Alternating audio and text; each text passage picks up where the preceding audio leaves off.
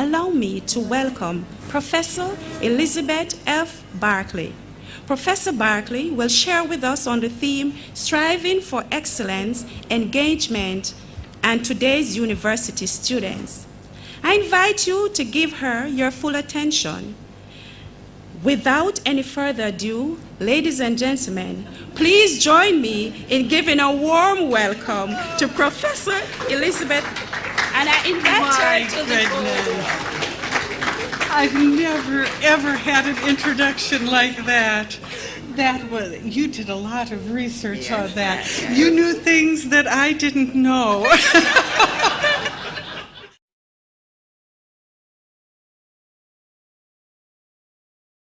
What an extraordinary... this morning I said that I wanted to become a Jamaican. And now after hearing this wonderful introduction, I'm persuaded that if I'm ever feeling blue, I'm going to jump on a plane and come over here immediately. She knew more things about me than I knew more things than I've forgotten about me. So anyway, thank you for taking so much time to research me so thoroughly and give me such a gracious introduction. I really am so delighted to be here. This is my third time in Jamaica, but it has clearly been the best. Everyone has been so wonderfully hospitable, and both representatives from the campus here and also from Guardian Life. Indeed, I was particularly impressed with Guardian Life President Eric Hussen's generosity, his hospitality, his absolute love of Jamaica, especially Kingston, and for taking me to eat real jerk food at Scotchy's today. It was so much fun. So thank you for your really very warm welcome. I had a chance to look on the website to see a little bit more about your campus, and I was just so impressed with looking at all of the beautiful pictures of your students. They all look so enthusiastic and so engaged. I thought, well, there's another reason I want to come to Jamaica. I want to teach these kinds of students. And here, so I have been teaching for a long time. I think it is 38, 39 years. So that's been a long time. And during that period, though, I spent 10 years as a dean in administration. And I was very eager to return to the classroom. But unlike the students that you apparently face here at this campus, this is what my students looked like when I returned to the class. Most of them seemed as though they didn't want to be there. And despite my enthusiastic efforts to engage them in a stimulating discussion on the nuances of a Beethoven symphony, their heroes at the time were Tupac and Nine Inch Nails, and they weren't much interested in hearing what I said. So I have since then met other people who have had different experiences in education. This is a picture of someone that I don't know, but I chose the picture to represent someone who I do know. And this particular person is considered an expert in my country, in the United States, on student engagement. And he speaks about it, he writes about it, but the problem that I always had with him is that he hadn't actually been in a classroom for 20 years. And so I said, you know, you'd have a lot more authenticity if you spent some time teaching, talking about teaching, spend some time teaching. So he accepted a position as a part-time professor at a local university, and he taught an upper division elective course, which is a very pleasant teaching assignment. He worked for 6 months preparing to teach that class. Now, I don't know if you have a system here in Jamaica. It's getting more notice internationally. It's called Rate My Professor. Are you familiar with that at all? He worked for 6 months, I think, because he was so hoping that when students would come to his class, they would be so overwhelmed with his brilliance and his dedication that they would flood Rate My Professors, and that the response would be so intense they'd have to come up with another kind of an indication of his greatness, maybe a smoking hot chili pepper. So it was with great interest that I received an email from him after he had been back in the classroom, and the title of the email was "Read It and Weep." And I want to share with you just one paragraph from this email after he had been in the classroom after not having taught for 20 years. Teaching? Why does anyone try? My semester has been hugely disappointing. I went into it believing that students would feel my enthusiasm, respect my intelligence, and want to share both. Individual students, don't get me started, as it is likely to reveal in me strong emotional forces, tempting me into using my gifts for language in the service of a pettiness destined to erode the moral character I've spent a lifetime trying to build up. I feel like a total failure and doubt I will ever teach again. Now, we have an expression in the United States, I don't know if this makes sense to you, but when I read that message from him, I thought, yes! Many years after I returned to the classroom, I was walking with another professor, and he said to me, "You know, Elizabeth, sometimes I feel like a partner in an unholy alliance. I pretend to teach, and my students pretend to learn." And I thought back, you know, when I returned to teaching, those students weren't even pretending to learn, so he only got it half right. Teaching today is tough, and I know that many seasoned faculty would agree with me. And we hear, "Oh, well, teachers have always complained about their students." And I think that my almost 4 decades in higher education gives me, as well as other senior faculty I know, the platform to say it really has changed and it has become very tough. But when you think of the kinds of experiences that most of the students have grown up in their entire lives in before coming to our campuses, the stimulation, the rapidity with which they process information in video games, in films, in sports events, neuroscientists have determined that their brains are actually starting to be rewired differently. They process information differently.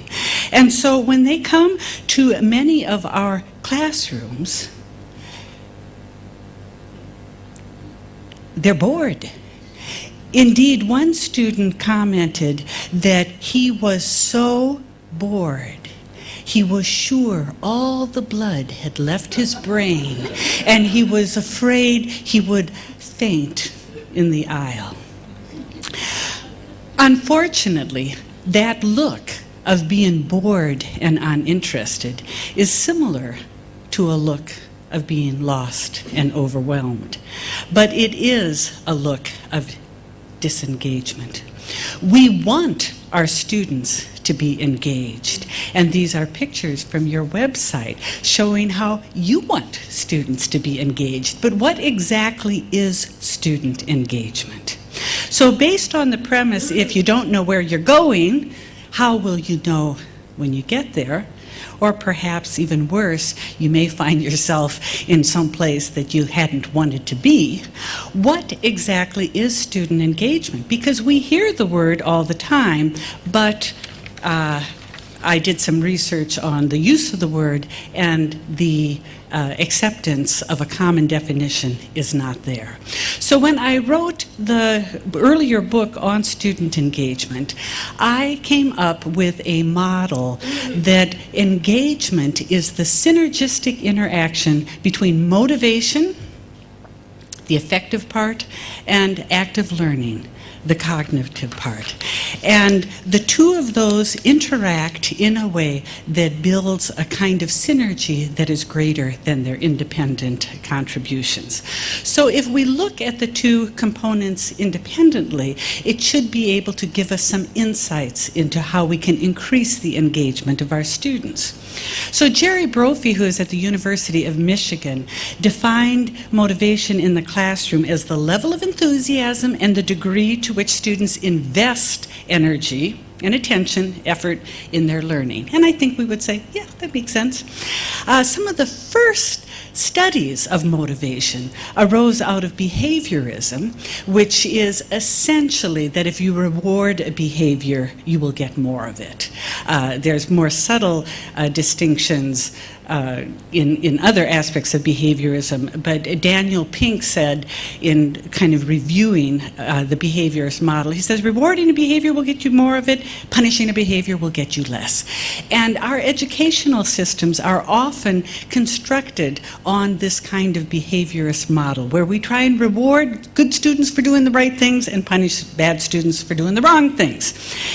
Many of our courses are these complex matrices of this.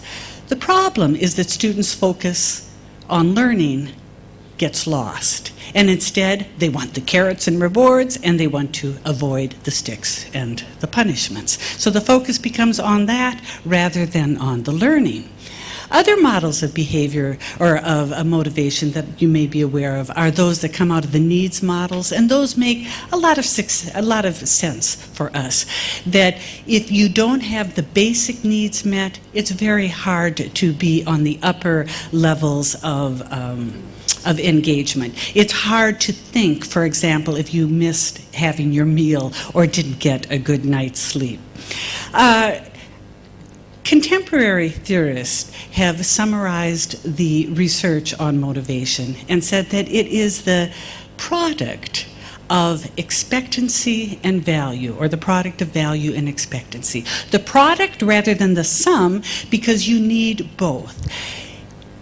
They say that we cannot be motivated for something if we don't value it, and we also cannot be motivated if we don't expect that in some way we will be successful. You can't have one, you need both. So let's look at those. In value, I think of those of us who have been drawn to our academic disciplines, and we found them fascinating. Somewhere along the line, we found them fascinating. So it's very disheartening that some of our students are looking at the clock and waiting till the first possible moment that they can escape, as though they are breaking out of jail. I have done surveys of students and have been unpleasantly surprised at how few of them are taking my courses or other courses because they want to learn the content. They see it more as, I'm doing it because this is a requirement on the pattern, I'm doing it because this is going to lead me to my career, and they're not so much interested in the course. And I found this very disheartening. But they're not new. I thought for myself, when I was majoring in music, they used to have a curriculum sheet that would give all of the different courses for music, and they said very proudly, these courses will prepare you for a career in music. And I always wanted to put a little asterisk at the end, and then when I was in school, and put in the bottom, of which there are none.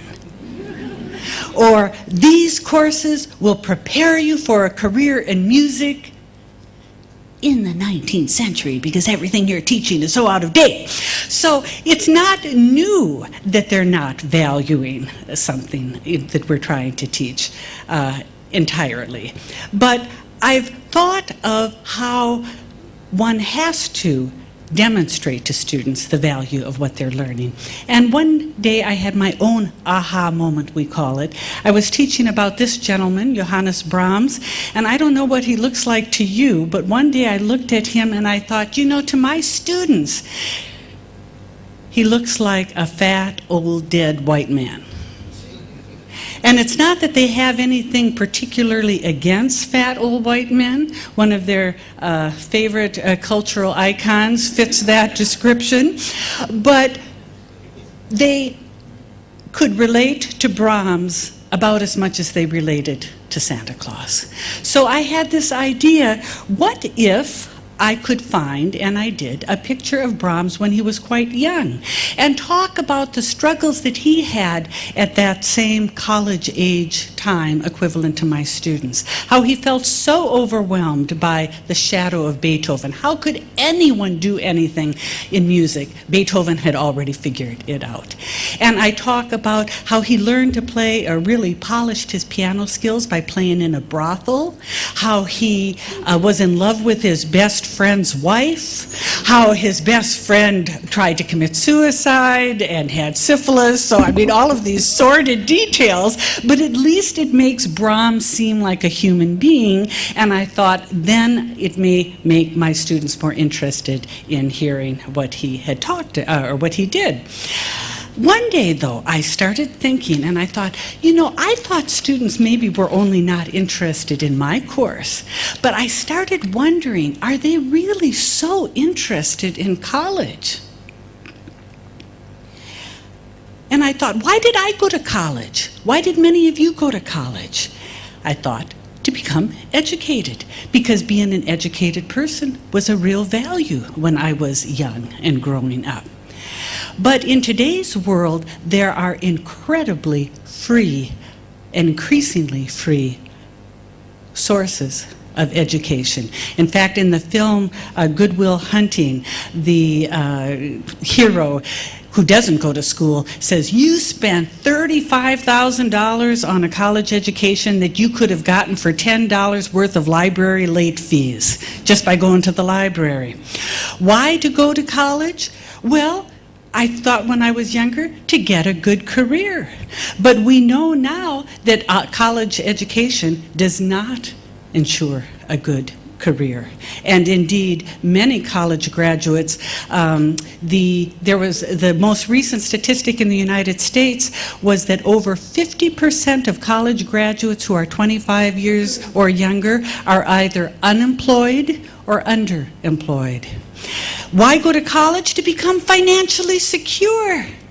But we all know that many students now leave college in such incredible debt. The average debt in the United States is $27,000 per student. And I personally heard a story of a woman who accrued $160,000 in college debt and still didn't have a secure job. Why go to college? To learn. That's what I wanted to do when I was younger. But we know that some people learn much better outside of a classroom than they do in. So why to go to college? This was cut off, I don't know why, but it's cut off transferring over to this computer. I have an Apple Mac, and this one is Dell, my husband's company. But we won't mention that, will we? Or I guess there I just did. Why go to college? It was for the experience. And I don't know if you're familiar with this book, but this book became very popular in the United States. Don't go to college, you'll lose 4 vital years of your life. And instead, go and do something else with your life. So none of these things about even college were particularly valuable to many of our students. So my first prompt of about 5 is to reflect for yourself, what do we as professors do to help students find the value in what they're learning?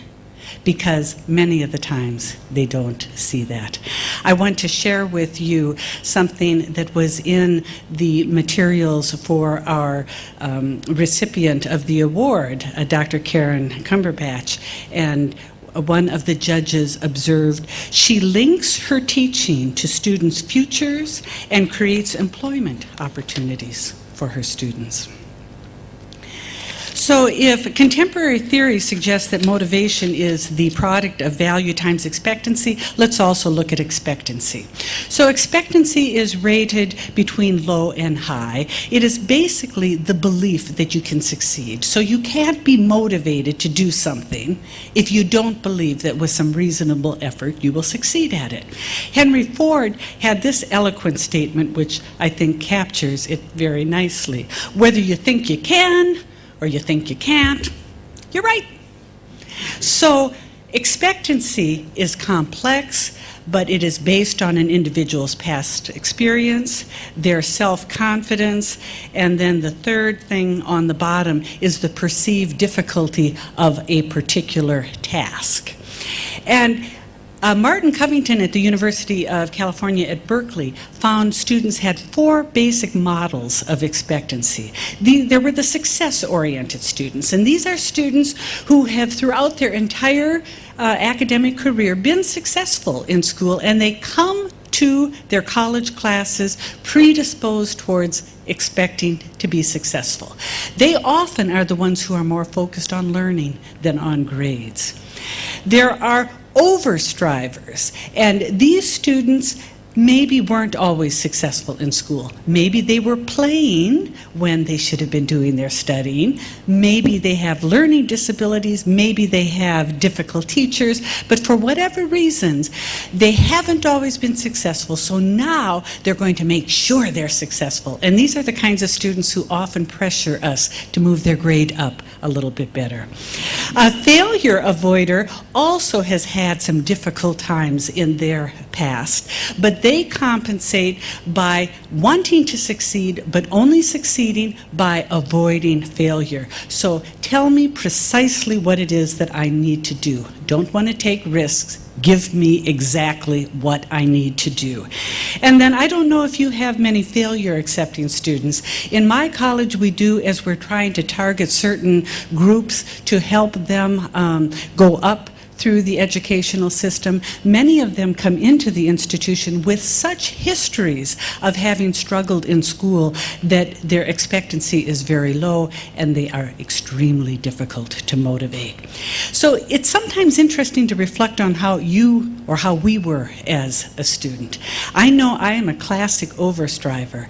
I wasn't always good in school, and I think that there was complex reasons for it.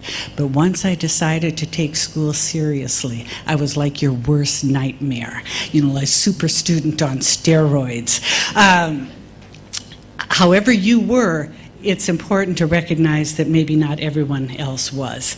And in terms of complexity of expectancy, it's important to wonder, well, why? Is it general self-esteem, or is it just a particular context? And if so, what can we do to change it?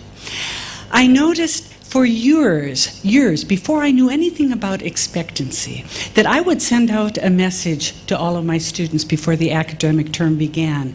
And I would say, thank you for enrolling in my class. I'm delighted you are here.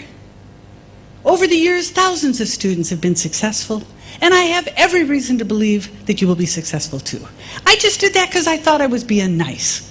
And now I'm realizing I was addressing the expectancy level. Now contrast this with many faculty on my campus who seem to take such delight in saying, my class is so tough, 50% of you will fail. Who is that going to motivate?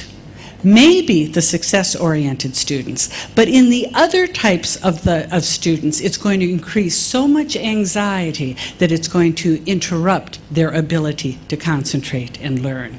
So as we're thinking about our teaching and our learning, I think it's important to reflect, what do we do to help students expect that with reasonable effort, they will succeed?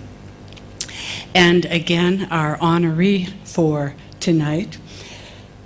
One of the judges commented, "She gives immediate feedback and is always available to answer questions."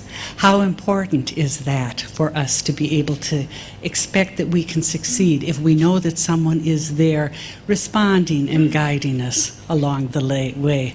I see your son is behind you. We're talking about your mama. It's interesting, though, to see how these two interact, expectancy and value.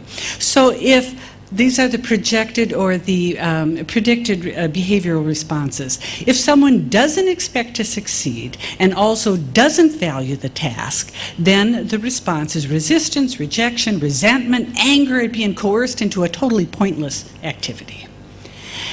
On the other hand, if one of the components is there, and in this case is that the expectancy is high, but the value is low, then the predicted response is evasion to do the minimum, attention drifts. So for example, when you assign a collaborative learning prompt that you want the groups to talk about, if they know that they can answer it, but it doesn't have much value to them, they'll talk about the party that they're going to go to that night instead. If you have low expectancy, on the other hand, but high value, the predicted response is to make excuses, to say that you understand when you really don't. I don't know if you've experienced these kinds of students, but in my college we have many international students, some of whom have issues with non-native speakers, and they will be quick to tell me that they understand and that they're fine because their value is high, but they're fearful because of the language issues, so their expectancy is low.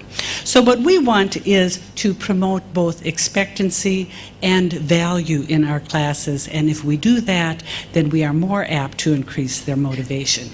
Lee Schulman, who is the former president of the Carnegie Foundation for the Advancement of Teaching, said, "Engagement begins with motivation." And I dare say I agree with him. If someone doesn't care about it, if they don't value it, it's pretty impossible to have them learn. But it's also important to recognize that motivation is individual and internal. We don't know the histories of our students. I mean, some of us know some of them. But each student comes in as an individual with whole backgrounds of value and expectancy that we're not conscious of. And sometimes, I know in my experience, I've had students who clearly do not want to be motivated. The other component, as I suggested for engagement, is active learning. Well, what is active learning? And I thought about that this afternoon, and I put together a few of these new slides to try and express to you some of the thinking that I've had since even I've been here in Jamaica. When I was in college, and I think when many of you were, knowledge was really power. Would you agree? Knowledge is power. And I thought, where did we get all that knowledge? We had access to that knowledge through books, through libraries, through classrooms. That was the way we got to that power. But today, knowledge is ubiquitous. It's as close as our smartphone. When I had an elegant breakfast at Guardian Life this morning and was a little confused about what a breadfruit might be, I was shown on the smartphone, here's what the breadfruit looks like on the tree, and here's what a breadfruit looks like roasted. It was 1 second. Knowledge is cheap today, and many of our students are actually on knowledge overload. But what is priceless is the ability to use knowledge. And in the United States, we've had a large push towards something that they called college learning for the new global century. And they identified the kinds of skills that college graduates are going to have in order to be successful. And they include inquiry and analysis, critical and creative thinking. These are all processes using knowledge. They cannot be learned passively. Knowledge can be transmitted to some extent passively, the old model, but these skills cannot be learned. Indeed, they can be learned outside of school. And therefore, I completely concur with the concern that unless we are teaching students how to use knowledge, we're not adding value. And learners have to recognize that unless they learn how to use knowledge, they are not going to have the power to rise and be successful in the highly competitive world of the future. So teaching and learning the ability to use knowledge, not just access to knowledge, is the direction of the future. And that is promoted through active learning. But what is active learning? Active learning has become an umbrella term for many different kinds of pedagogies. The assumption is that active learning is some sort of activity, but that's not what active learning is, because I think you could recognize how dangerous it is to assume that just because students are talking to each other, they're learning, right? So just a quick, some comments about learning. As you I think may be aware, the brain is comprised or composed of neurons, and when new learning starts, we search for how that connects to something that we already know. All learning is preserved as these networks of connections of knowledge. So I want to try something with you, and you'll be able to get the answer very quickly on your smartphone, but don't. Just use this as an exercise for seeing yourself as how your brain works. So what is an escapade? Most people don't know. But if you were to choose one of these definitions, would you choose that it's an act of recklessness or disregard for authority, a horse's attempt to remove its rider, an attack involving use of ladders to scale walls, an issue that has become more serious or intense, or a squadron of 6 aircraft? Now there you have 5 different kinds of definitions, and one of them is right. So take a moment and pick one. And now I'm going to show you what your brain may be doing that directed that choice. So if you chose an act of recklessness, your brain probably saw escapade and thought, I think escapade. If it's an attack, escalade. If it's an issue that has become more intense, escalate, a squadron, escadrille. And the real answer is a horse's attempt to remove its rider. The purpose of that is to just, and if you did pick that one, then you think, oh, I'm so smart, which is not really, I mean, you probably are smart, but what happened there is that maybe you made a good guess, which shows that you're a good test taker. But if you chose one of the other ones, it was drawing to these connections of existing knowledge. That's a complex process that we call transfer, how your existing knowledge influences new knowledge and how that in turn becomes part of your existing knowledge. It's a complex process, but a couple of aspects of it are positive and negative transfer. So positive transfer is when what's in your brain positively influences the connections to new information. And so mucho in Spanish is very much like the English much, and it's quick and easy to learn. But librairie in French really means bookstore. And so English speakers run into problems because they're doing negative transfer as they're trying to learn that. Interestingly, we store by similarity, but we retrieve by differences. So for example, in our networks of human beings, it may be, well, they have arms, they have a head, they have 2 legs, but as we're looking for a distinct human being, we will look to see how is that human being different from some aspect than other human beings. I see this in my own discipline of music with a whole note versus a whole tone. Those two terms, note and tone, are used synonymously in the lay language, but they mean two entirely different aspects in music. And on a more personal level, one day I was walking in Hawaii with my sister, and she said, "Look at the birds." And so I looked up and I said, "Hand me the microphone." Now, knowing what you know, what do you think I was asking for? A camera? I was asking for the binoculars. The binoculars.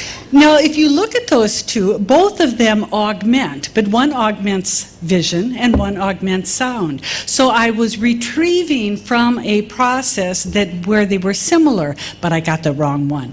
I suggest that as you struggle to find a right word or you make mistakes, look to find the origin, because almost invariably it's because it was a similar and not quite different enough.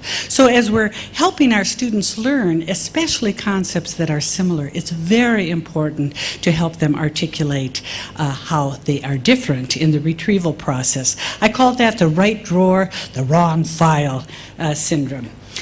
So connecting new information to existing understandings actually reformat the neuronal structures, and that's what we are pushing for in active learning. But again, even though this is one aspect, what do we do as professors to help them make connections instead of just giving them information? And again, this is from Dr. Karen Cumberbatch's own commentary. She says, "I try to have learners manipulate information to adapt it as required by the situation." So taking a new situation and integrating it to her own understanding. Does he see his mama there up on the screen? Oh, and he looks so cute. So my model of engagement is the synergistic interaction between motivation and active learning. But I would suggest that there are three conditions that help that synergy. The first one is that the tasks have to be appropriately challenging. Somewhere between been there, done that, and dazed and confused is the precise place for any individual learner to be appropriately challenged. This is based on a lot of Lev Vygotsky's work called the zone of proximal development. Some of you may be familiar with that we don't learn until we're just at the edge of being stretched, but we can see where we can stretch to. It's challenging to us in classrooms because we have so many different levels of students with different backgrounds. But what do we do to try and help all students work at a challenging level that is appropriate to them? And again, this is from one of the judges regarding our honoree. She said, "She uses various types of assessments so students with different learning styles can shine." So she is honoring the differences and trying to help each individual succeed. Condition 2, a strong sense of community. Now, if we knew nothing about the research and just observed our students' behavior, we could see how important being socially connected is to them. And indeed, that is one of the identified traits in the research on that group.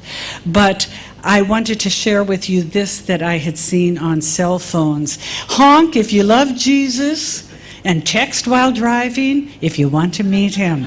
So, they all want to be part of a community.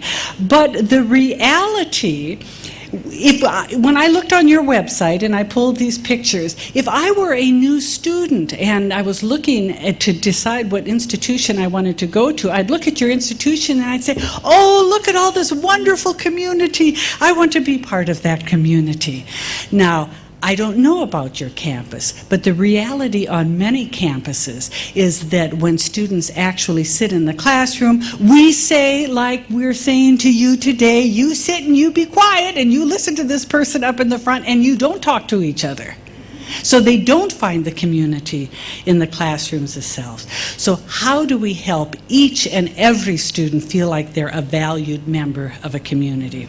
And again, with Dr. Karen Cumberbatch, I noticed something that she did, which was a kind of a game called Jeepers Peepers. Are you familiar with this game, Jeepers Peepers?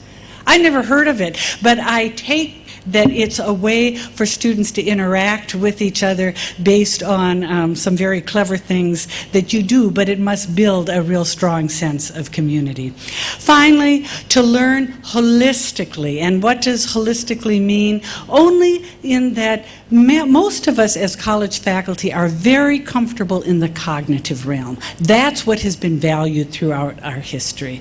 But what scientists are finding is that emotional associations trump cognitive processing. And so we must find ways on multiple dimensions to get our students connecting to their learning. I suggest the cognitive domain, the affective domain, the psychomotor domain where possible, and where appropriate, the moral domain. So again, how do we help professors help students learn in multiple domains well beyond just thinking? And again, with Dr. Karen Cumberbatch, I read about her Sign Language Theater Festival, where she was providing opportunities for her students to practice their skills within this kind of an environment and engage them further. So my theoretical model is that engagement is the synergistic interaction between motivation and active learning, but these three components, appropriately challenging, building community, and holistic, contribute to it. I came up with an acronym, and I hope it isn't too goofy to you, but we are wanting to light the match to pass the torch to the next generation. And if we can remember these components, motivation, active learning, that the task is tough, but not too tough, that there's a sense of community, and that we are promoting holistic learning, we have the match to light the torch to pass to the next generation.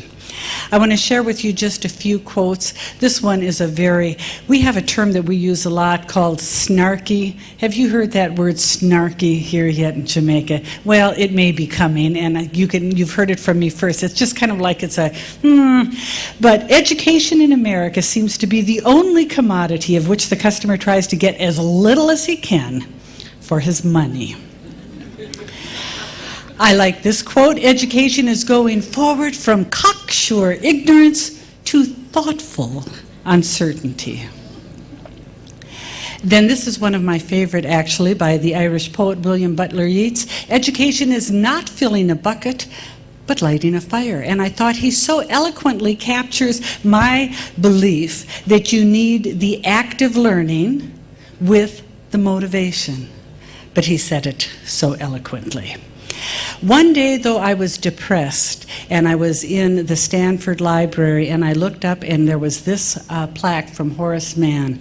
And I think about the problems in the world, and I looked up and I read this: if ever there was a cause, if ever there can be a cause worthy to be upheld by all toil or sacrifice that the human heart can endure, it is the cause of education.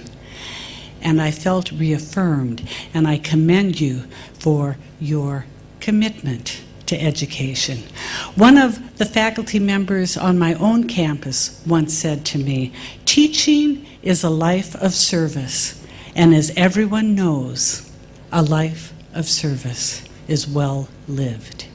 And if we can remember that, and we can take our responsibilities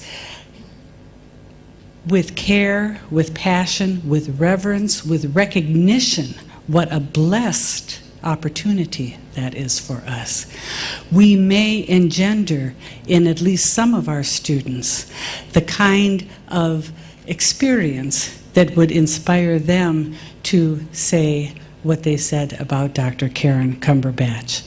Having you as my teacher has changed the course of my life. I congratulate Dr. Karen Cumberbatch. I appreciate your being here tonight to show your support to this important award, and I say thank you. Oh, a present. Oh, thank you very much.